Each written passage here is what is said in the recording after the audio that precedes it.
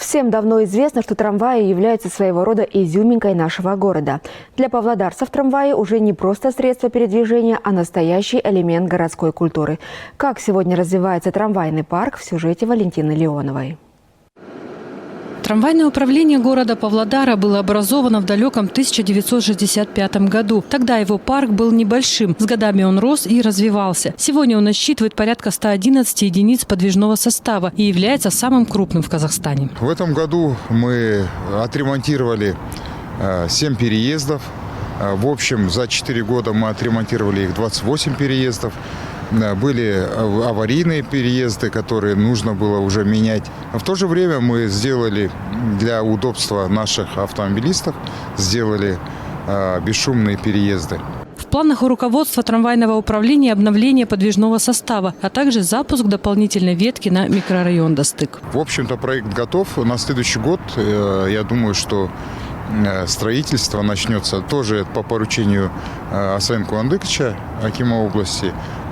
Мы этот проект сделали, сейчас согласуется, экспертизу пройдет, и я думаю, что ветка там на следующий год будет строиться. В трамвайном управлении трудятся 600 человек, для которых руководством создаются условия для комфортной работы, согласно коллективному договору. Поднимается заработная плата, существует система поощрений, компенсация съемного жилья и другое. Все эти условия были созданы когда-то отцом нынешнего руководителя Джафаром Джафаровичем Махмудовым, стоявшим у истоков становления предприятия. Я, можно сказать, с самого детства, с молодости здесь вырос на этом предприятии.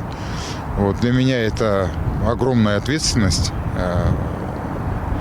поэтому сколько я здесь буду, я буду продолжать и буду стараться прикладывать все усилия для того, чтобы это предприятие развивалось. Рабочий день водителя трамвая Ивана Азаренко начинается с рассветом. Вот уже 30 лет его руки непрерывно держат вожжи этого городского гиганта. Его судьба тесно переплетена с линиями трамваев. Именно здесь он встретил свою будущую супругу, создал семью и никогда не пожалел о выбранном пути. Были сложные времена, непростые.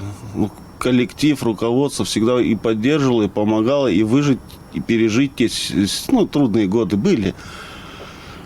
И последнее время чувствуешь, видишь, как меняется и предприятие внешне, трамваи меняются, все становится, и более современно, и видно, что меняется к лучшему, и что мы будем еще и дальше работать и работать.